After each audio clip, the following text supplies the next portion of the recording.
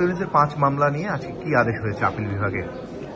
আপনারা জানেন যে অক্টোবর মাসে হাইকোর্ট বিভাগ 5টা শ্রম আদালতের মামলায়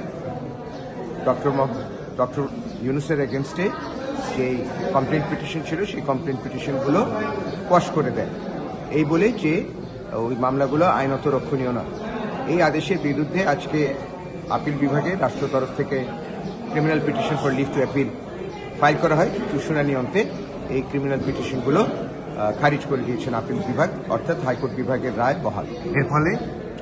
এর ফলে এই ক্রিমিনাল মামলাগুলো প্রফেসর ইউনূসের এগেনস্টে আর চলবে না।